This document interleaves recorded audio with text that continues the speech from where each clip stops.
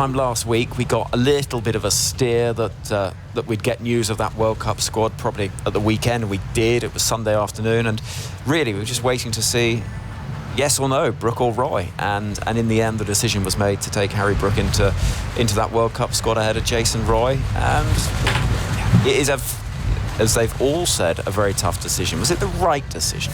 It's a brutal one, isn't it? Because I think this is the nature of professional sport. The reality, if you put yourself in the management, the selection side, his back hadn't allowed him to stake his claim, which, you know, if it was fit and firing, he would have had opportunity, he would have been able to put his name in the hat. And then I think also, you know, Harry Brook, there was a lot of noise around him in the summer coming in, and although he didn't impress in that 50 over, he did impress through different formats throughout the summer and kept his name in the hat, and he does provide flexibility in that order from one lower down as well, where Roy is more the sort of opener, talismanic option there. So it's brutal, but I think it is an understandable decision, because you've got a World Cup, you need a squad that's fit and able to get on the park, and his back flaring up just meant that he wasn't able to. Yeah, and 4 matches that were meant to be that warm-up, and he couldn't play any of them. He couldn't play any of the 8 games against New Zealand. And also you look at the logistics of playing cricket in India as well. It's not quite the same as a World Cup in England, where, you know, you could be in a car and you can take journeys very gently and everything else. England have 8 internal flights if they don't even qualify out of the group stages. They go Ahmedabad, Dharamshala, Delhi, Mumbai, Bengaluru, Lucknow, Ahmedabad, Pune, Kolkata. I mean, it is relentless. And in between the flights are also long bus journeys and other various means of transport. You know, it's a lot of moving around, and I've been on an England tour in India with a bad back, and I have to be honest, it's just tough, like you say, the upping and a downing. I don't know what upping and downing is going on over here. Our microphone might be getting a bit of a buffeting out there.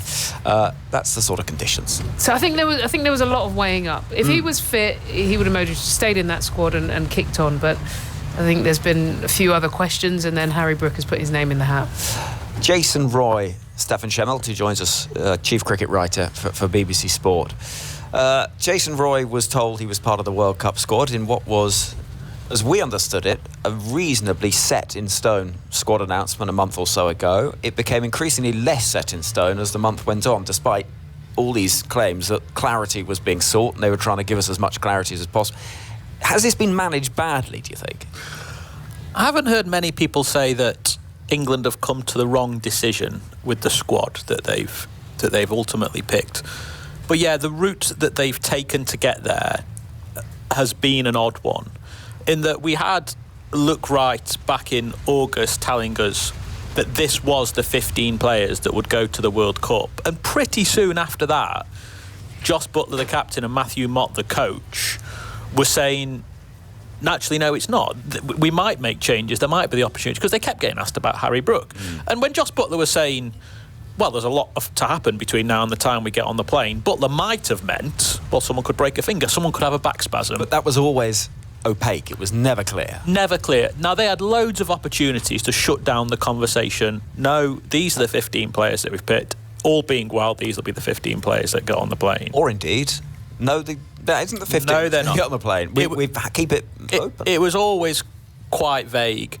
And then, just through various different circumstances, so the arrival of Dawid Malan's second child and Johnny Bairstow's shoulder injury, Harry Brook had his chance in the New Zealand one day, didn't really take it, and yet still finds himself in the squad. Now, we had a couple of other players in the squad. David Willey was one of them. I think Dawid Malan was the other. When they spoke to the media, they told us, when they were told they were playing against New Zealand, they were also told, yes, you're going to the World Cup. And when we asked Luke Wright about it, he said, well, yeah, actually, Jason Roy was given every indication that he was going to the World Cup, and then that changed. Now, the reasons that we've been given are that Dawid Malan's obviously taken his chance at the top of the order, and if Malan is in the starting 11 for the World Cup, then England have decided that with Jason Roy's fitness issues, like Ebbs was alluding to, and all the rigours of travelling around India for 7 weeks, and the flexibility that Harry Brook gives to England, as a sort of reserve in more places, I've got a little bit of an issue with that, because even if there was an injury in the middle order, that doesn't mean that Milan can't slide down and Roy goes in to open the batting. I've asked Zult just to check how many times has Harry Brook opened the batting in T20, and in particularly List A cricket. Have you got that, Zult? Well, in T20, 8 times, 171 runs, average 24.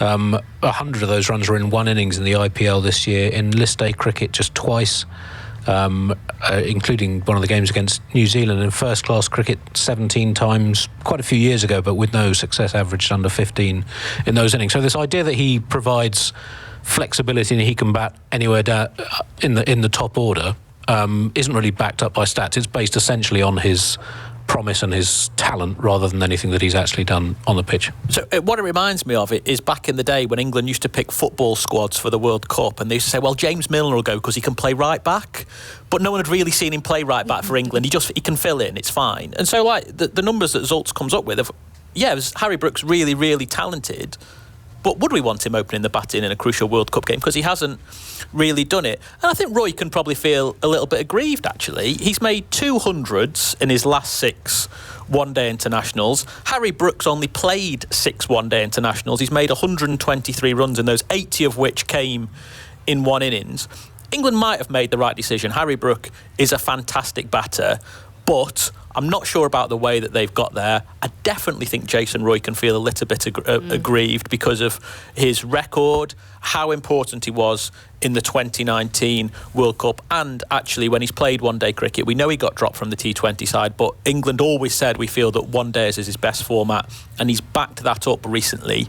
And realistically, if England really did want cover for a load of different positions, what about someone like Ben Duckett? What about someone like Will Jacks, who could also bowl you some off spin?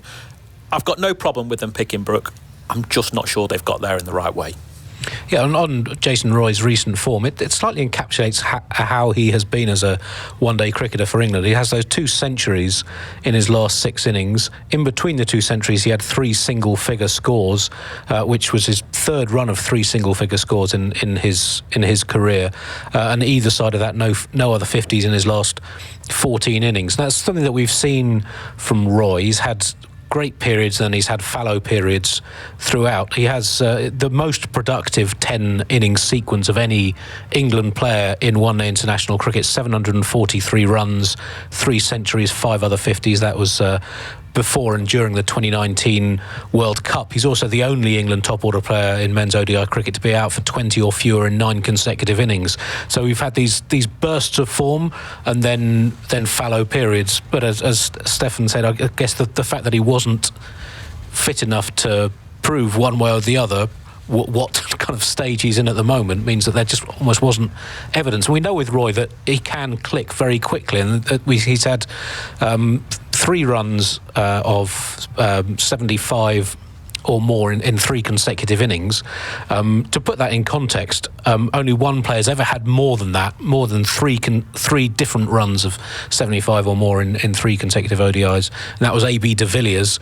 Virat Kohli's only had 1 such run in his entire career. So Roy's had these great periods, but in between those, he's had a lot of runs of lower scores. So he's ended up with a career average fractionally under 40, but there's been peaks and troughs within that. But he did, during the last World Cup and then the build-up to that, he was key, and he came up with important innings on numerous occasions. So, yeah, it's a very difficult decision, partly because of the sporadic nature of one-day international cricket. We just don't have the sort of weight of evidence that we had going into the last World Cup 4 years ago, and because of the lack of 50-over county cricket that people like Harry Brook play, we don't have evidence on the replacements either. So we were talking about the art of selection earlier on, and it is more, hunch-based maybe than it's ever been. Look, I bumped into Jay Roy because he's often out on the pitch before games and had a chance to talk to him. And, I asked him how his back is, and obviously he was just saying that the spasms kept coming. He's meant to play, he was meant to be in the side, and they would just happen. And I think the reality is he would have been in that lineup if his back would have been fit. He would have got on the park. But I think the nature of the injury, which was just so unclear for everybody, and I don't think they had a clear train of how it's playing out. With some injuries, I've gone through a million, especially around back. Sometimes they're predictable and you can put everything in place, you get the right sleep and the right physio, and you're fine, and you just manage it. Whereas I think this one, they seem to be unsure. He was expecting to play, didn't quite pull up, expecting to play, didn't quite pull up. So I think the case is quite clear that the back has just got in the way. He hasn't been able to continue and prove his form and where he's at, and then others have been able to slip in. So look, he will be gutted. He would have hoped, I guess, as a player, he would have hoped that he could have got that chance up until that first game to do it, based on his experience, based on what he delivers for the side.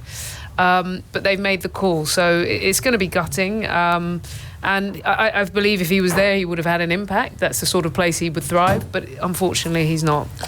Steph, we're going to hear from Luke Wright in just a moment, but go on.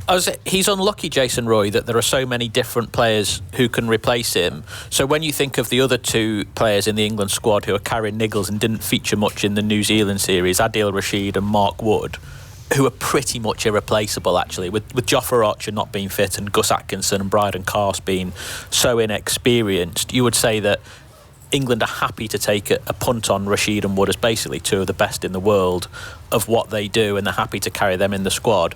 But with Roy, there are so many other options, so many other batters out there. He has become a victim, really, of the standards that he set in the 4 years to England winning the 29 World Cup, that basically England could probably pick 2 or 3 batting lineups that would compete well at the World Cup. And so as soon as there is that little bit of doubt, and you're in the odd situation where Jason Roy on the field at least has done nothing to deserve to be dropped, and Harry Brook on the field has done nothing to deserve to be picked, really, it's the fitness that is the determining factor. It's the fact that he's been on the field. That's the key. Exactly. He's been able to. Right then, let's hear from national selector Luke Wright. He's been explaining to Stefan the decision. Yeah, incredibly tough, as it was originally when Harry missed out as well. It's not a decision we've taken lightly.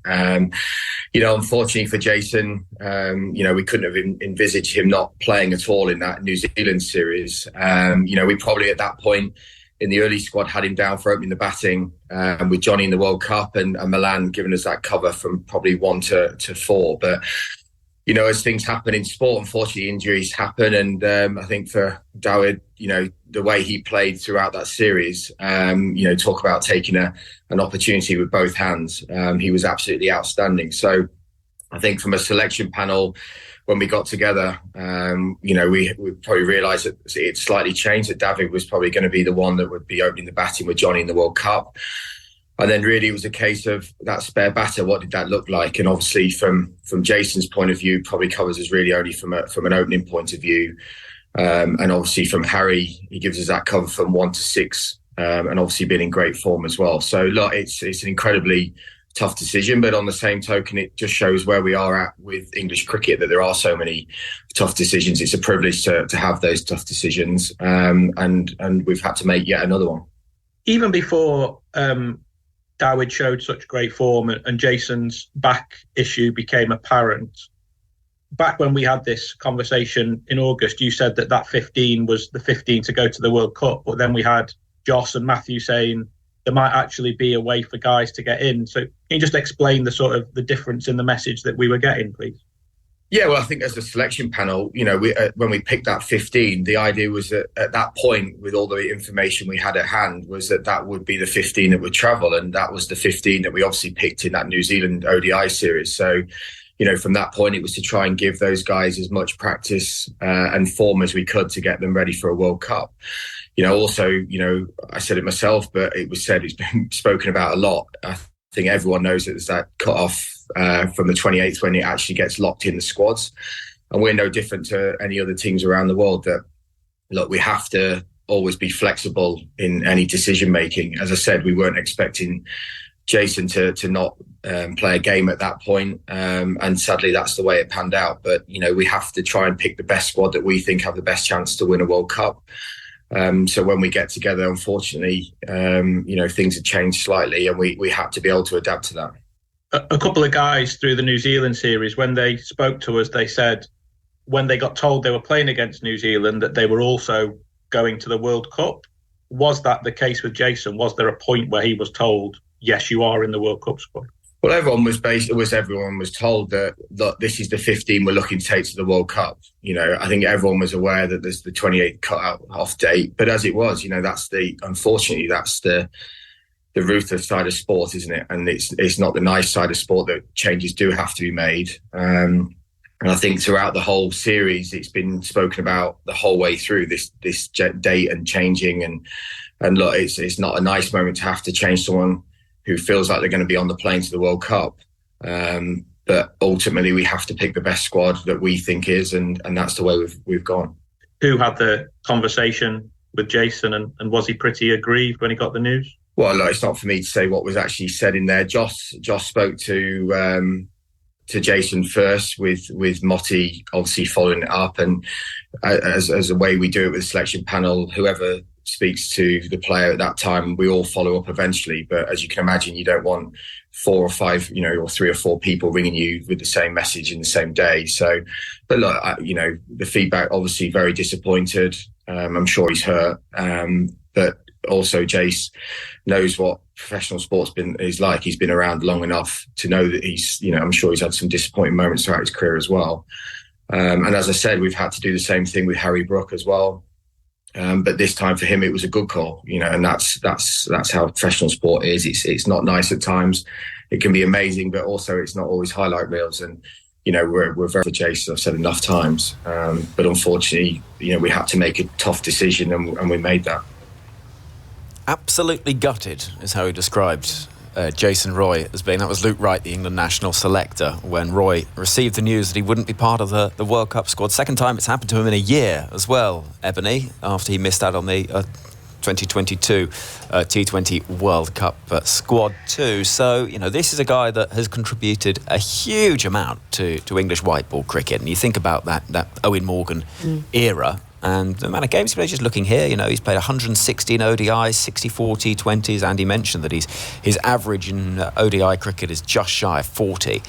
And he's passed 50 on 33 occasions. I mean, this is a guy whose numbers are extraordinary for England. How you know him pretty well from Surrey connections. I mean, how will he cope with this? Yeah, I know J. Roy pretty well for many years. Spent time with him, and obviously get to see him a fair bit on the road. And he's a passionate guy. He takes things hard. Even when I spoke to him the other day, he will be feeling his omission, the frustration. But he's also quite a dogged character. He's been like that since. What was fascinating for me about Jason Roy is how, even as a young player, he just wanted to get on with it. He wanted to dominate. And others would say, think about this and think about that. And the old school way of playing, he thought differently then. And he's always been someone who's prepared to kind of go out at it, go hard. That's how he plays. But he's equally on the other side. It means that he feels it quite a lot. He will be feeling this, but I think the key for him, and actually you have to look at other players across history, is the question is, can he evolve again to another version of Jason Roy? Because when he started the evolution with this side, 2015 onwards, he was already actually that sort of player that they needed. They got the right sort of player in him, and he helped create that brand alongside that Owen Morgan era. Now there are a number of players doing it, as you alluded to, whether it's Brooks and all the others, the Will Jacks and people like that coming up. Malan providing consistency as well as runs at the high level. He's got to work out how he takes that dominant form, makes it more consistent, and continues to dominate. It's quite a hard thing to kind of get all three right. But for him to maintain, he's 33 now, for him to be involved in the next cycle, which he could do, it's not hard to imagine he could. That might be the end of his England campaign, but he's got to reinvent himself to ensure that he can not only keep up with the others, dominate them in terms of runs in the next cycle. I think the other thing which all players have to deal with is there are many opportunities around the global game, and so keeping that motivation on this as an England focus versus if you get offers to go elsewhere as well, which will be very lucrative. So I think what he's got to do is keep his motivation, which I think he's got, and that's what I think the key thing I know about him from it. His motivation and his drive is ridiculously high. What he's got to do is then say, how do I ensure that in this next cycle I outperform, work on my game where I continue to dominate, but also I improve that consistency. And then I think the other is staying motivated for this next cycle, because this will hurt hard. I think he's going to have to go away and go, look, I've missed out on a few injury, etc. Others have snuck in through different doors, but then maintain that. But the interesting thing about us as journalists, we often write off players at various stages. Johnny Bairstow's, at times we've written off. I've seen us write off Chris Wokes at times, and you look at them, and good players always seem to find a way to come back stronger. So I think he's got that in him. The question is, how does he take these learnings now, add that to the fire in his belly, which he's still got, and I know he's still got that, and then make sure that in this next cycle, which is going to be mostly his last real cycle to make a difference, really up this game. Steph? I was actually just listening to what Luke Wright was saying and thinking about, again, how complicated cricket can be when we always have this business of naming a provisional squad and then finalising a squad, and normally a provisional squad's only ever named for really boring. Some countries didn't name him.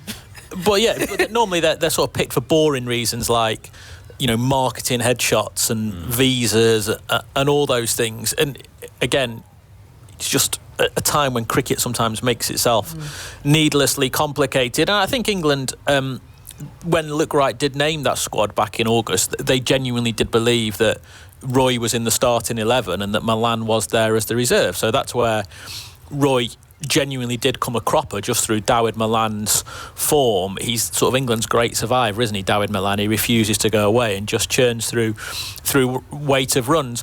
And Milan is someone that Roy should take inspiration from. Now, Dawid Milan's 36, and if you think of what he's achieved in the past couple of years, Jason Roy's only just turned 33. So it's not at all inconceivable that he would be around and, still playing during the next World Cup. Obviously we've talked about his fitness, and maybe that'll be prohibitive. But what Jason Roy has already done is handed back his central contract. So he wanted to play in the US League over the summer, and the ECB said to him, well, in order to do that, or we're not going to let you do that under the terms of your central contract. So he said, actually, I'm gonna hand that back.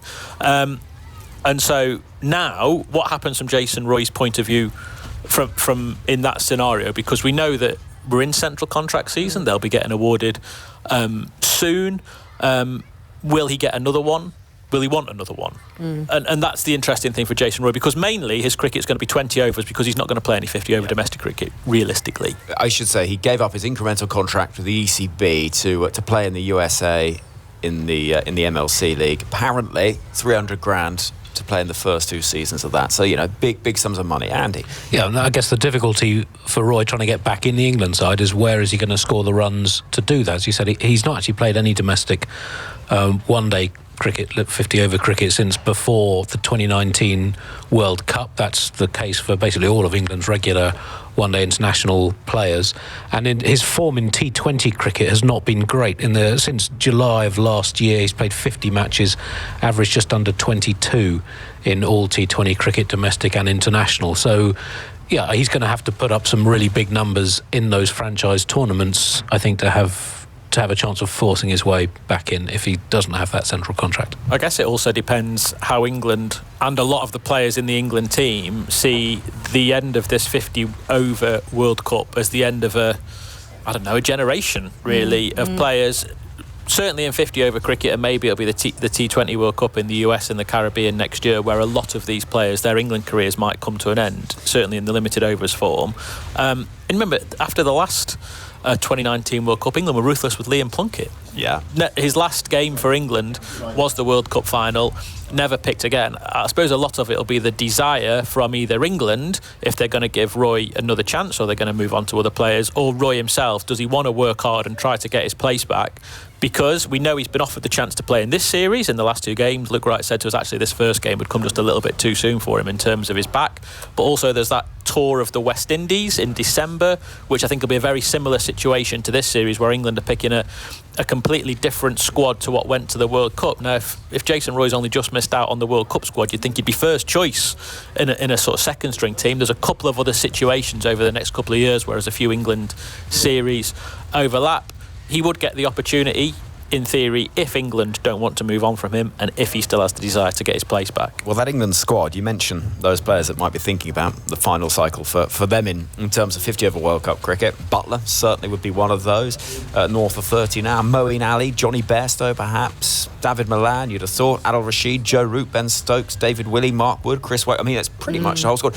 On that squad, you look at the number, 15 players to play in a squad, with all that travelling, all those long days, the physical strain, the potential for injury that you do see, consistency, particularly with bowlers, and you know, it is a game that lends itself to it.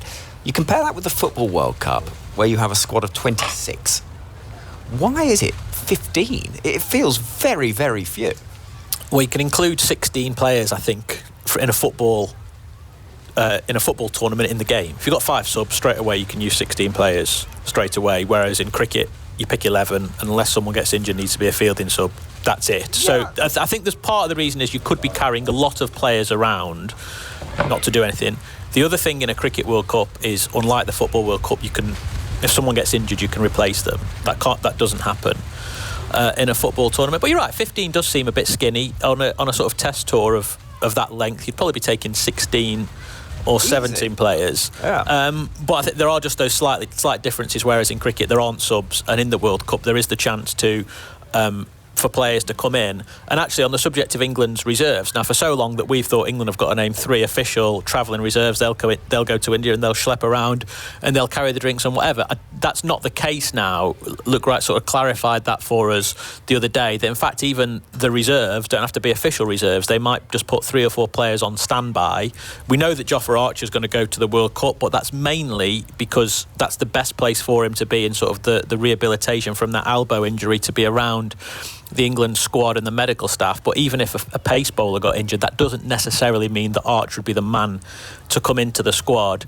England might just feel that most, from their reserves point of view, it's better for them to be having some nights in their own bed, having a hit in the nets, those sorts of things, rather than, as you say, taking all those internal flights, staying in hotels. They might actually be fresher to go into a World Cup if they're here. And the last time there was a World Cup in India, it was so long that Owen Morgan, I think it was Owen Morgan, got ruled out at the start, injured, was replaced. Then when Kevin Peterson got injured, Morgan was then fit enough to come back in as a replacement for Peterson. It's ridiculous how long some of these tournaments are and the amount of cricket there is. I expect, not necessarily England, I mean just generally around the world, we're going to see a lot of 50 over retirements, because Quinton de Kock's named, he's stepping out post this tournament. It's a lot of cricket. The players are back-to-back. Let's face it, if you'd played in Ashes, well, we saw Ben Stokes, what he's done, but if you played in Ashes, 100, your domestic stuff, then this international, then straight into a World Cup, then off to a Test, it's coming thick and fast at you. And I think as players, if you're trying to think about your whole career and preserving your body as a whole as well, so that you can perform consistently, you know, a 50 over World Cup, you'll dip in and out, but there'll be less desire because of the amount it puts on your body. So look, you could do with a few more players in the squad, and there's no doubt there's going to be challenges there. Or we might see lots of players retiring from 50 over cricket and come back, and then come back before a tournament, as which Ben makes Stokes sense. has done. I think, let's be honest, I think with the way that the cricket calendars are structured now, as a player, the 50 over is the least attractive. T20, the 100, IPLs, franchise cricket makes sense. Big test series makes sense. India, England, Australia, etc. makes sense. But with the weight of cricket, 50 overs doesn't make sense for the amount it's being played, for the attractiveness, for the amount it puts on your body. It's mostly that one format that's just kind of in the middle for, as a player, that's mostly the least exciting and also puts you through it. So I think there will be players who just go World Cups at those 4-year peaks and want to be in the hat, but then other than that, focus on Test and T20 cricket. Just going back to Jason Roy. Andy, sorry. Well, I was going to say, there is supposed to be a Champions Trophy early in 2025 as well, and I think, you know, for the future of one-day international cricket, we've talked a lot over the last few weeks how England have played basically half the number of games in between the last World Cup and this one as they had in between the 2015 and the 2019 World Cups. And I think, you know, the future of international 50 over cricket may well be much more tournament based. So it might be that players don't have to make those decisions, that they can, sort of dip into it every couple of years, because there won't actually be that much outside of a Champions Trophy or that type of tournament and the World Cup every 4 years. Just as a final thought on Jason Roy, where we started this conversation, as a cricketer, he, numbers-wise, clearly, contribution absolutely enormous, particularly during that World Cup of 2019. He was one of the team of the tournament, 443 runs at a strike rate of over 110. A brilliant tournament. He has had these funny little streaks where sometimes his form has dipped quite dramatically. Do you think we have appreciated what he's done and how good a player he's been? No, because actually he was such a key part of England winning the 2019 World Cup. I think it was, of the 3 games that England lost, 2 of them were when Jason Roy was out of the side with that injury he had, and he wasn't really fit in the final. And I think the achievement of England winning that Men's World Cup in 2019 will only sort of it'll grow really as time goes on. If you think, it's still really the 50-over World Cup that is the World Cup in men's cricket. Yes, England have won the T20 World Cup twice, but the 50-over World Cup is still the premier limited overs competition. And those 11 men who were on the field, or the 15 men who were in the squad, they should be up there with the other great sporting achievements in British sporting history. And Jason Roy was a massive part of that, part of the very last action of that tournament. Now, if you remember earlier on in that super over, he'd fumbled the ball on the other boundary at Lords. I think he allowed Newsing to get back for a couple. Must have been in his mind when the ball went out to him from Guptill, the very last play of the tournament. If he fumbled that, England don't win the World Cup. Picked it up cleanly, got a pinpoint return to Joss Buttler, and the rest was history. Now, I don't think actually what Jason Roy achieved for England will truly be appreciated, because I think so many other people have done so many great things in English cricket over the past few years, but winning that 2019 World Cup is right up there, and he was a massive part of it. Yeah, incredible. And I think for me it's actually about a generational change that now English cricket is known for, and to be part of setting the tone, and not just within the team, you're at the forefront, came out, took it to oppositions. For me, he's mostly a player that many would have looked up to model their career on. He was just fearless in the way he took it on. So I don't want to talk too much as if he's done and dusted yet. I think he's got a lot more to give the game in so many ways, but what he's achieved on the field, I think is pretty spectacular. And he's part of a generational shift that we're still benefiting from now, this Joss Buttler era. The players that are currently in this England side now trying to put their name in the hat, the Will Jacks and players like that, who would have learnt from Jamie Smith around Jason Roy. I think he's set a tone that will change generationally English cricket. And I think also sometimes those lean runs of form, credit to him for being bold enough to play his way, to try and hit his way out of it, to set that blueprint. Yeah, to start to highlight his contribution not just to that World Cup, but to that World Cup cycle, the 4 years building up to it. Well, in the World Cup, when he came back from injury, England basically needed to win every single game. In the last 2 group matches against India and New Zealand, he made 66 and 60, and then 85 in the semi-final against Australia. In the period between the 2015 and 2019 World Cups, England's openers, which were Roy pretty much throughout. He was dropped briefly in 2017 after a bad run of form in the Champions Trophy, Alex Hales and then Johnny Bairstow. Their openers averaged just under 44 at a strike rate of 104. In the previous World Cup cycle, England's openers had averaged 38 at a strike rate of 83. It was a huge jump up, and compared with other teams, and we've seen one-day international cricket broadly get more attacking, but the next fastest scoring rate from a team's openers in that 15 to 19 cycle was New Zealand's at 94 per 100 balls, England's 104. So England committed to that strategy of attacking hard. And we talked about the strength of their batting down the order that sort of almost facilitated that approach. Roy was crucial to that, and as you said, it could lead to inconsistencies because you're almost sort of batting to the team plan rather than guarding your own form. So yeah, he had a huge influence on that team in that World Cup cycle. Only Root and Morgan scored more runs for England. Roy averaged 40 and scored well over a run a ball during that time.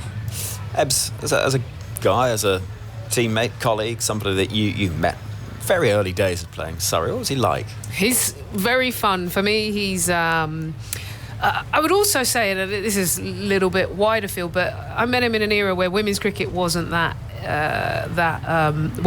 well supported, and he was a super fan from day one. Like, we'd be on the academy 2 or 3 times a week.